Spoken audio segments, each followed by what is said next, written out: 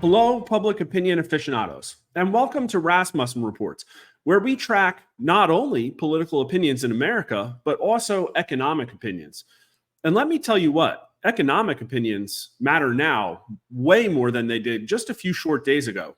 If you missed it, last week on Friday, the Bureau of Labor Statistics put out a jobs report that kind of spooked the market. Now, we're going to get into economic opinions, but if you want the political type, make sure you hang on to the end of the video because we have a pretty special treat for you. It's our Kamala Harris versus Donald Trump nightly tracker chart, and it's updated for the two most recent nights of data. Pretty interesting stuff. But why does public opinion matter for the markets? Well, at the end of the day, all markets are is just people haggling over prices, and an asset is only worth what people think it is. And let me tell you, people think assets now are worth way more than they did just at the start of Joe Biden's term.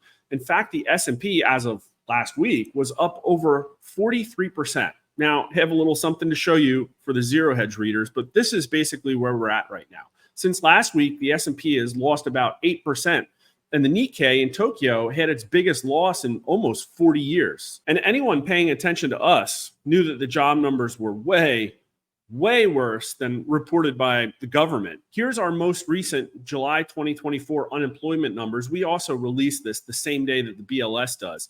And, going on 4 months now, we've been doing this since April. The unemployment rate we see is about twice the official reported result. It was 4.3% last Friday, but according to us, it is 8.4%, almost double and up a half a point. And it's especially bad for 18 to 39-year-olds, over 14%. Men under 40, it's 16%, and women, it's 18%. There are additional 10% of people who say they're not in the workforce for a combined total of 18% of people who are not working. Now, if you're familiar with the BLS process, they do essentially the same thing as us. They just call up, they do 60,000 people. That's like way too large for something like this. But I think 9,000 that we do is pretty good. But they basically call people up and ask them if they're unemployed or not, and then run it through a black box to, adjust things and then apply some seasonality factor. And okay, whatever, our unadjusted number doesn't swing that much. And it's 8.4%. Where for most of Biden's term, they've been reporting about 4%. Anybody watching this who works at the BLS, we would really love an explanation about how you get to that number. If you have any ideas, post them in the YouTube comments. I think all of our followers would really like to hear from you where all that taxpayer money going into those 60,000 survey results a month, like what kind of math is applied to it. But what do Americans think? Was Bidenomics a success? Or was it some kind of mirage that might wear off by November? Well, Donald Trump weighed in today with a quote from Howard Lutnick: Japan down 12%, India down 6%, Germany way down also, the US really bad. This is a preview of the world markets without Donald J. Trump in the White House. None of this happens if Trump is in. Kamala and the markets don't go together. She'll destroy the markets. She's in power now, and look at what is happening. 1 week of the fake media saying better polls, and you get a market crash. Now, the media has been cherry picking, in our opinion, polls that show Kamala Harris up by very thin margins. Some of the polls are a little suspect, but it is true to say that Kamala Harris's polls have been slightly better than how Joe Biden was doing. I mean, she did get a ton of positive press. She did get that Obama endorsement. But we also asked a couple of questions that show some really interesting data. Now, note the date here. This is July 30th through August 1st. So it really, all of this data was collected before the market hit the fan, so to speak. In general, have the economic policies of the Biden administration been very successful, mostly unsuccessful, or very unsuccessful? And only 21% of the electorate says very successful. Another 24% say mostly successful. That combined total is 45% there, which is interesting because Kamala Harris gets about 45% of the vote. Another 13% say mostly unsuccessful, 40% say very unsuccessful, for a combined total of 53%, which is actually about 4 or 5 points more than Donald Trump gets in our latest matchups. Going out to the race numbers, white voters, it's 42% successful. Black voters, 58%, a little bit lower than Joe Biden's black approval right now. Hispanic voters, 41%, less than white voters. And the party numbers, Democrats overwhelmingly say that Biden's economic policies have been successful. It is 77%, at least mostly successful, 42% very successful, although 20% say unsuccessful.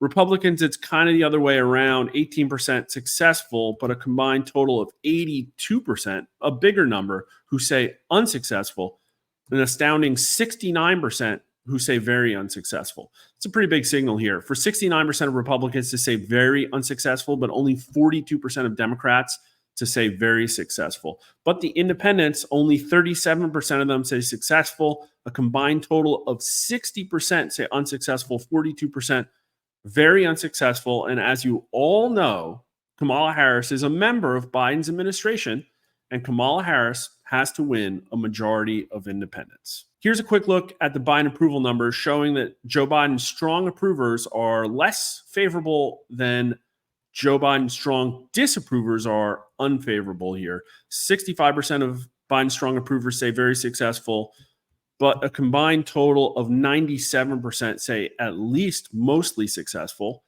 But among Joe Biden's strong disapprovers, 82% say very unsuccessful.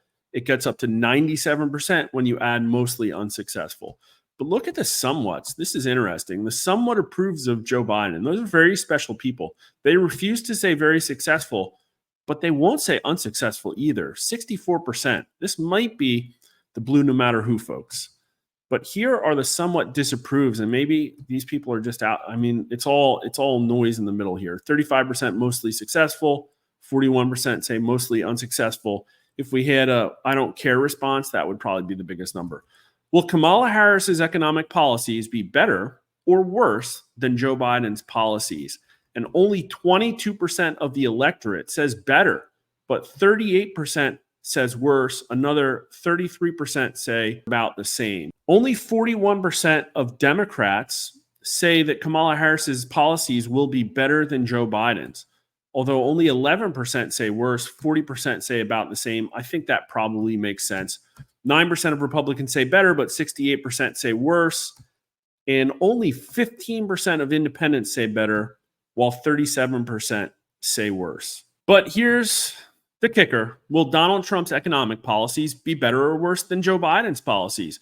And a stunning 51% of people say better and 38% say worse. Only 5% of the electorate says it's about the same. So these two people, Kamala Harris and Joe Biden versus Donald Trump, very much in voters' opinions, represent a very different set of economic policies for America. So let's just roll through these demographics here. Trump is beating Joe Biden a lot among men, 55% to 34%, better to worse. Tighter, but still winning among women, 47% to 41%. Look at the 18 to 39-year-old number. That's crazy. 49% of 18 to 39-year-olds say Donald Trump's economic policies will be better than Joe Biden's. Only 35% say worse. A really big number among middle-aged voters. Donald Trump is tied with Joe Biden on economic policies among black voters, 43% to 43%, better to worse. Winning among Hispanic, 53% better to 31% worse. And here are the party numbers. 23% Democrats say that Trump's policies on the economy will be better than Joe Biden's. Only 68% say worse, but 82% of Republicans say better, while 10% say worse. Keep in mind, the economy, again and again, is the number one issue on voters' minds right now. And this is probably where a good portion of Donald Trump's crossover advantage when compared to Biden and Harris comes from. But look at the independents. 48% say Trump's policies are better than Biden's. 33% say worse. I actually thought I'd see a little bit bigger margin there. But let's check income. And basically, everybody, it's a majority who say better for everyone under 100K and mid-30s who say worse. But once you get above that 100K break point, they say that Biden's policies are better slightly. That's an interesting signal. Let's see if it holds up in education. The higher your education, the more likely you are, by quite a bit, to say that Biden's policies are better than Trump's on the economy. 47% of people with at least a graduate degree say that Trump's policies will be worse. 44% say better. But compare those to people with high school educations. 58% of them say Trump's policies are better, while 32% say worse. So here's the thing.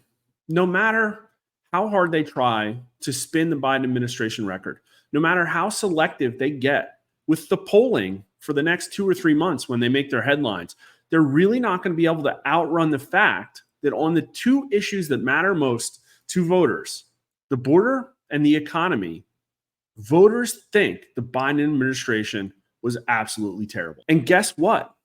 What if the market implodes more? And what if headlines for the next 2 or 3 weeks aren't positive puff pieces about the Democrat National Convention? They're about the economy imploding. I already think that it's anxiety about the economy that's driving this signal here.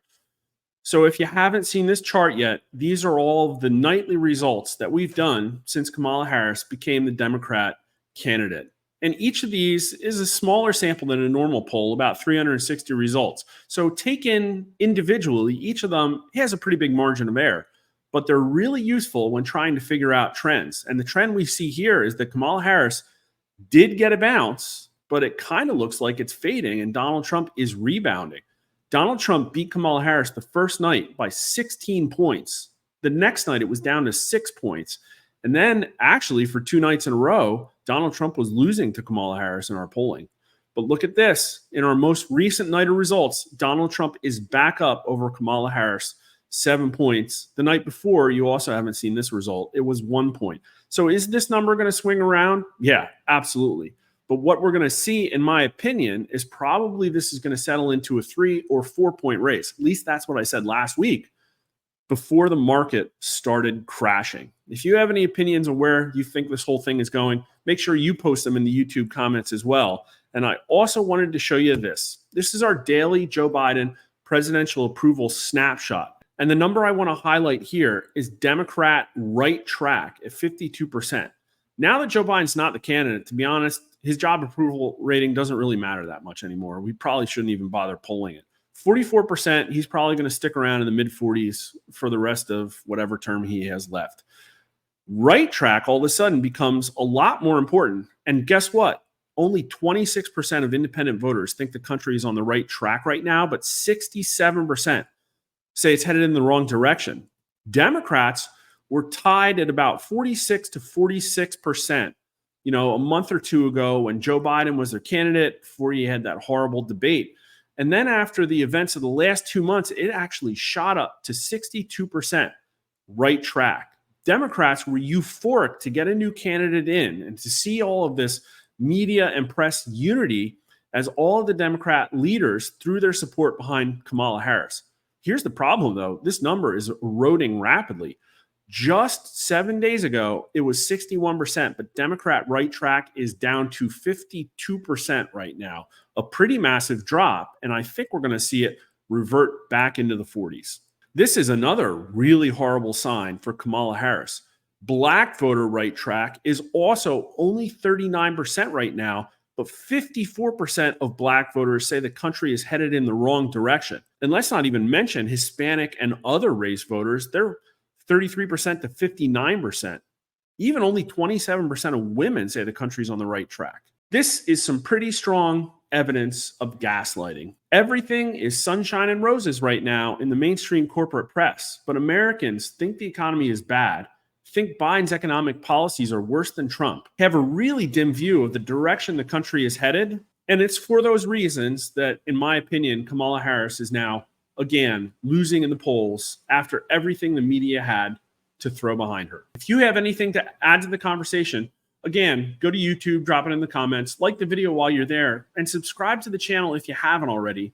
It's a free way to support us and help make sure other people get to see our news. You can also follow us on Twitter at Rasmussen_poll or Mark_R_Mitchell. And thanks for watching.